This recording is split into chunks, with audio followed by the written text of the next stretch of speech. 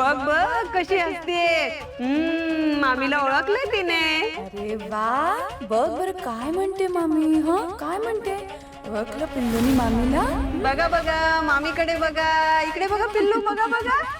वहिनी तुला माहितीये आपण असं काही गाणं वगैरे गुणगुणलं ना की लगेच बघायला लागते आपल्याकडे. हो का बाई, म्हणजे गाणं आवडते आमच्या बाळाला. हो. बंद करा, बंद करा तो आवाज. वा वा. शांत व्हा, शांत व्हा, शांत व्हा, शांत व्हा. मुद्दाम असे वागतायत, डेलिब्रेटली मला त्रास होईल असं काहीतरी करतायत, चिडवतायत मला. एकतर मला सांगत नाहीयेत माझी जानू कुठे आहे, आणि आता मला त्रास देत आहेत.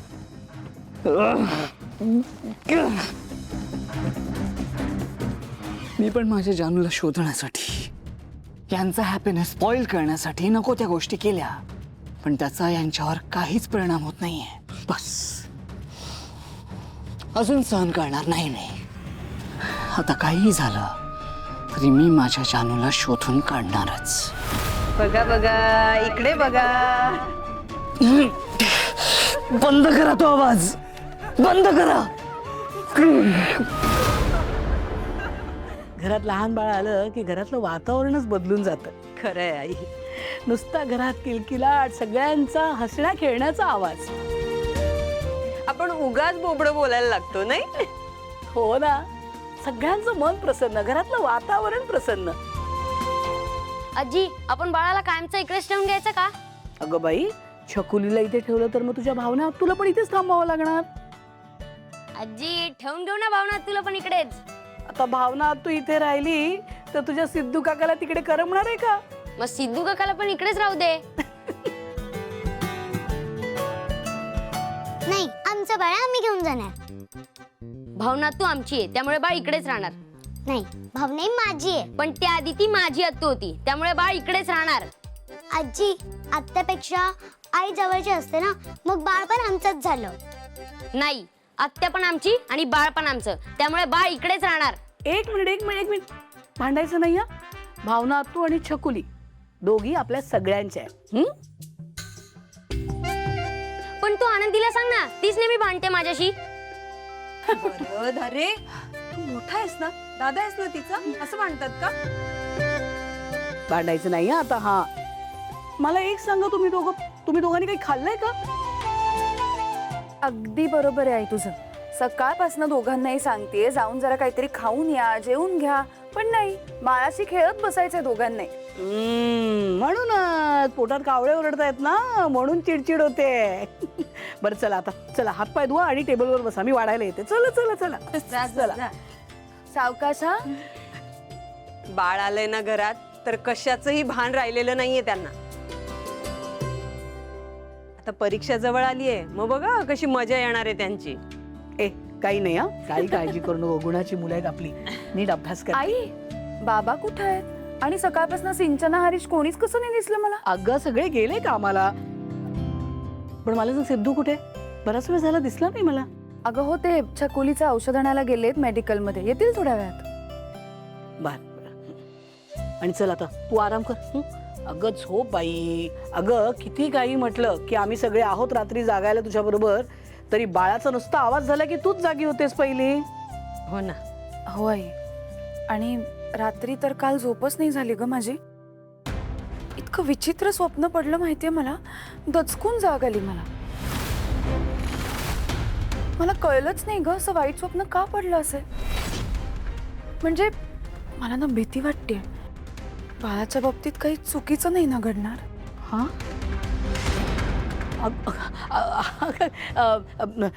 काहीतरी आपलं हे बघ, असं काहीही होणार नाहीये. आणि आता मुळात वाईट विचार मनात आणायचेच नाही. हा, आता सगळं चांगलं होणार. जे वाईट व्हायचं ते होऊन गेलं ग, काही नाही विचार करायचा. असं होतं असं कधी कधी. पण तू आधी पड बघू, पड. मला खूप काम आहेत ग, तू पड खाली. चल पडते. सावकाश, आराम कर, सावकाश. काही लागलं तर हात मारशील. हो, हा, ती झोपली ना? हो हो हो.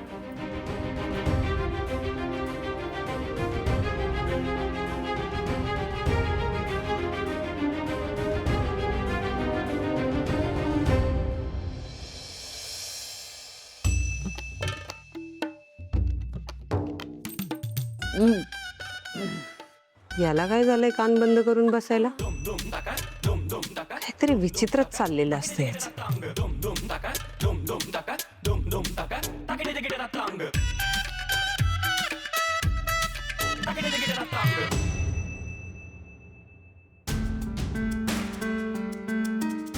मुद्दाम त्रास देत आहेत मला सगळे.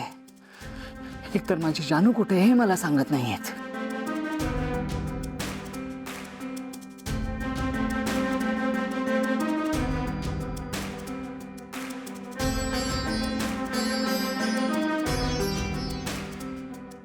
मी समोर असून सुद्धा मला इग्नोर करून जात आहेत. पण बस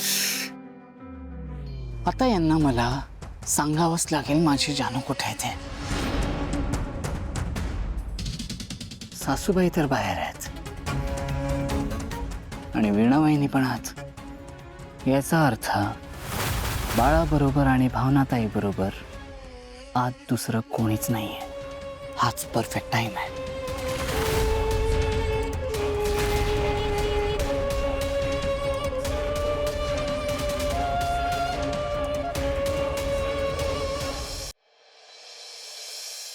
तुला सांगतो हरीश, कधी कधी असं वाटतं ना मला उगाचच आपल्या घरात आलो परत. का तुला का असं वाटतंय? का म्हणजे काय, या घरात आल्यापासून नुसता खर्चच होतोय.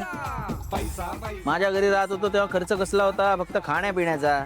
इथे आल्यापासून प्रत्येकाचा डॉक्टर, खाण्यापिण्याचा खर्च, रेशन आणा, सामान आणा, सगळं माझ्यावरच लागलाय. एक मिनिट दादा, आपल्या घरात जो काही खर्च होतो ना सामानाचा वगैरे, तो मी आणि बाबा करतो, कळलं ना?